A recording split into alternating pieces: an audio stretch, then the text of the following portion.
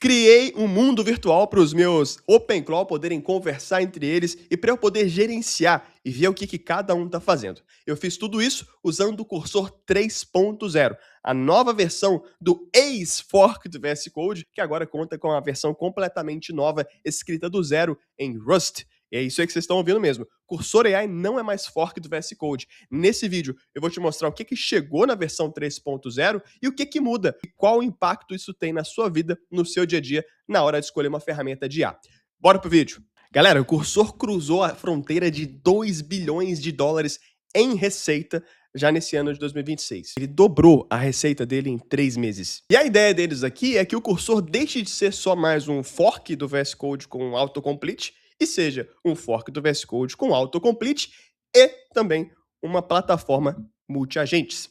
Tipo o que a gente tem no Antigravity lá, que tem aquela questão dos agentes, tipo o que tem no Tray AI, tipo o que é o próprio Codex e o Cloud Code App Desktop. Ou seja, não é nada de novo, já é algo que o mercado já tem, mas tem um detalhe: todo o know-how do Cursor e todo o mercado que o Cursor já tem. Mas o mercado ficou mais competitivo agora. Se no ano passado o Cursor simplesmente resolveu mudar os preços e deu um susto na gente, esse ano você já tem competição ali com o Codex, o próprio Cloud Code, o Tray AI, o Antigravity, que apesar de não estar funcionando tão bem, ainda assim representa um grande competidor no mercado, então forçou o pessoal do Cursor a falar, tá, peraí, até quando a gente vai ser só um fork do VS Code? Isso mudou completamente na base, no código-fonte. Agora é Rust, agora é mais rápido e agora tem uma experiência de usuário que, na minha opinião, ficou muito mais ajustada ao que a gente está vendo de tendência para desenvolvimento de software assistido por inteligência artificial. Essa aqui é a tela de agentes do Cursor 3.0. A gente carrega ela muito parecido com o que a gente já tem no Antigravity e outras ferramentas por aí também, e já aparece para a gente a possibilidade de selecionar o ambiente de trabalho, no caso, ou o repositório ou pasta. Vocês vão observar aqui, eu chamo a atenção, que dá para puxar tanto do Windows, por exemplo, esse projeto está aqui dentro do meu C2 pontos, quanto também do WSL. Eu estou usando aqui, tem esses projetinhos rodando aqui dentro, com o Ubuntu, eu consigo acessar eles direto aqui também. Outra possibilidade é de você conectar remotamente com outras máquinas, então via SSH. Um caminho normal de você fazer isso, por exemplo, é conectar com as máquinas do Replit. Replit permite você conectar SSH direto do seu VS Code ou do seu Cursor AI também, nesse sentido. Além disso, tem a opção do Cursor Cloud, ou seja, você seleciona o Cursor Cloud e seleciona qual que é o repositório que é para ele trabalhar em nuvem. Ou seja, você dá o comando da sua área de trabalho e aí ele vai executar em nuvem, você pode fechar o computador, pode desligar o computador, pode jogar o computador do penhasco, que a tarefa vai continuar sendo executada. Além disso, você continua tendo acesso aos LLMs padrões aqui, então você tem um modo automático. Eu não recomendo esse modo, já falei nos meus treinamentos que eu vou nas empresas, já falei no canal, já falei na AI Coders Academy. Galera, não bota no modo automático, pelo amor de Deus. Isso aqui é para quem não sabe usar LLM. Se você manja de LLM, o ideal é que você entenda que vai usar o Composer 2.0, que ele é mais rápido, por exemplo, para fazer planejamentos, tarefas mais rápidas, para fazer perguntas da base de código, para fazer especificações, né, no Spec Driven Development. Você vai usar o Codex 5.3 para planejar também, ou para revisão de código, ou para tarefas mais complexas de back-end. E você vai usar o Sonnet e Opus 4.6 em tarefas mais de front-end ou tarefas agênticas. Esse é um pouquinho do conhecimento que você consegue pegar lá dentro da nossa comunidade. Então imagina, se você está usando no modo automático, você simplesmente está deixando o Cursor AI selecionar o LLM para você. Você acha que eles vão selecionar sempre o melhor ou eles vão selecionar o que está com menos demanda? Vou passar o LLM melhor pro Vinícius, que ele merece, ele é nosso cliente fiel, ou eles vão falar, cara, pô, já que o Vini tanto faz para ele, vamos botar o Gemini 3.1 Pro para fazer uma tarefa cabulosa de back-end? Aí confia que vai dar certo, tá? Enfim, então você consegue selecionar esses LLMs por aqui. Max Mode ativado você ativa, desativado você desativa. Max Mode, para quem não sabe, seta o nível máximo de janela de contexto para os LLMs selecionados. Beleza, uma vez que você está selecionado aqui, você também pode clicar aqui do lado e aí não é só para adicionar arquivos. Você pode setar o modo de planejamento, você pode setar modo de debug, o modo de perguntas, para você simplesmente perguntar, ou seja, não exige intervenção no código. E além desses modos, você tem a possibilidade de adicionar imagens, padrãozinho, skills, e o Cursor 3.0 já vem pré-carregado com um monte de skills, um caminhão de skills aqui, Uma skill de encontrar skills, skill de OpenAI, de criação de plugins, skills próprias do próprio cursor para criar os hooks do cursor, as regras, as skills, os sub-agents, a migração de skills para converter uma skill de uma outra ferramenta para o próprio cursor, e aqui o padrãozinho de MCP Servers. E falando em MCP, dá uma olhada nesse parceiraço aqui do canal. O maior gargalo que tem hoje no desenvolvimento de software com inteligência artificial não é desenvolver software, é testar. Eu tô vendo um monte de empresa que eu vou fazer treinamento, consultoria, e o pessoal fala, tá, Vini, legal, a gente tá shippando código rápido pra caramba agora, mas não conseguimos testar na mesma velocidade que a gente entrega código. E para isso, tem esse MCP chamado Test Sprite. O Test Sprite, ele é gratuito, ele tem os planos pagos dele, mas você consegue testar ele de graça e simplesmente você conecta ele no seu agente de IA e passa esse prompt. Testa esse negócio aqui para mim usando o Test Sprite. E ele vai setar todo o suite de testes necessário para testar aquela aplicação, vai gerar para você um dashboard e nesse dashboard vai ter todas as gravações de tudo que ele testou. Se alguma coisa não funcionar, por ele estar usando a própria infraestrutura do Test Sprite, o MCP vai devolver para o seu agente o output dos testes, falando o que falhou e por que falhou. Ou seja, você vai trazer mais contexto para o seu agente de IA conseguir resolver melhor os testes. O link está aqui na descrição, dá uma conferida lá e se você já está usando o Test Sprite, deixa aqui nos comentários como é que tem sido a sua experiência. Bora voltar pro vídeo. E aí quando você clica aqui no cantinho superior direito, Show Panel, ele vai mostrar para você tanto o browser, então você consegue acessar, por exemplo, aqui nosso projetinho, né? Vamos acessar aqui o browser do projetinho.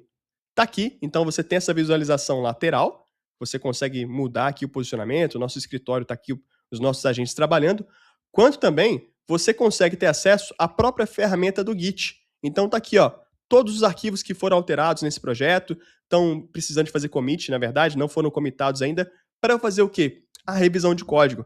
E eu lembro a vocês que no mundo atual nosso de desenvolvimento de software assistido por inteligência artificial, as maiores etapas que a gente tem, onde tem o maior gargalo, são planejamento, revisão e testes. E se você consegue já ter, então, essa camada de revisão melhor aqui, mais eficiente, poxa, é muito mais fácil você ler isso daqui do que você ler naquela estrutura padrão do VS Code.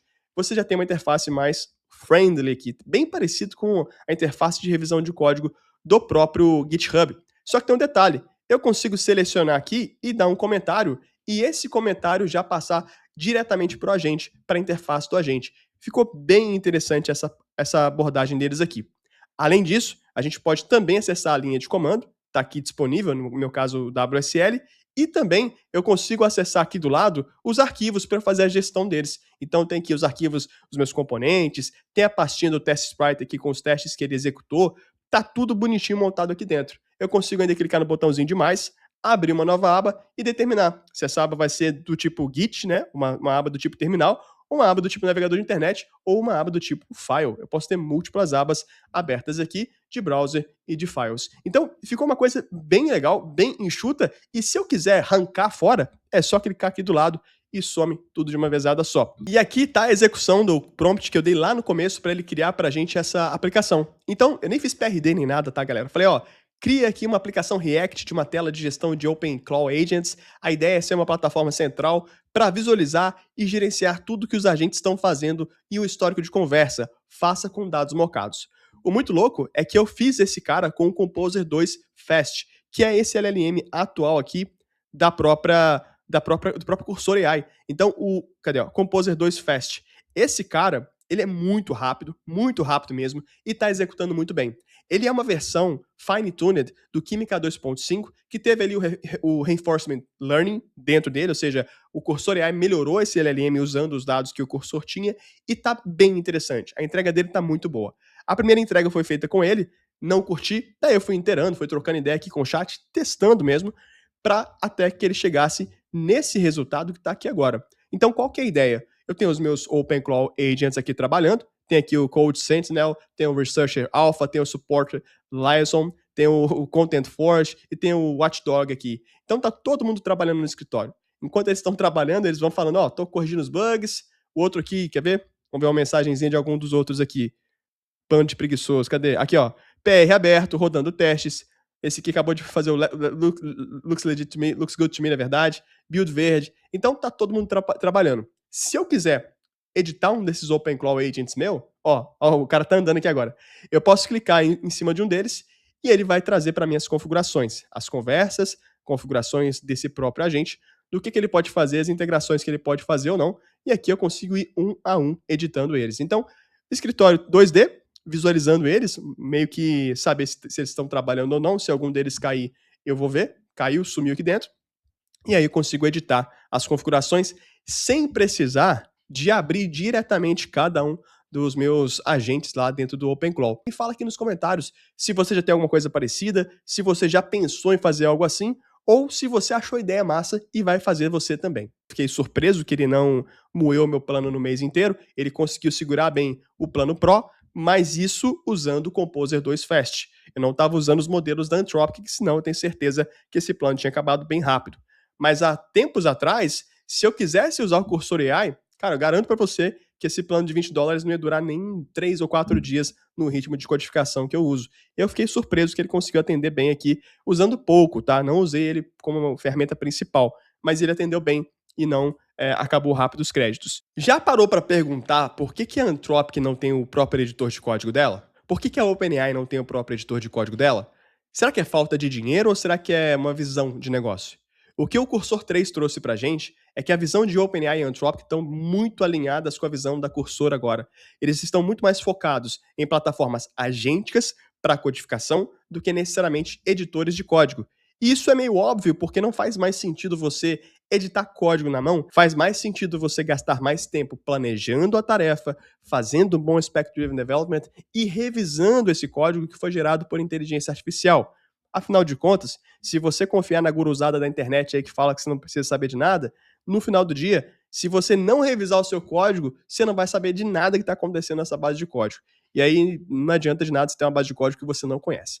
O fato é que Cursor 3 mudou para melhor. Eu curti a ferramenta e eu quero saber se você curtiu ou não. Preço do cursor tá valendo a pena ainda bancar essa ferramenta ou não? Eu quero saber sua opinião. Eu sou o Vini, esse é o canal da AI Coders Academy, link na descrição. No mais, tamo junto, aquele abraço, valeu!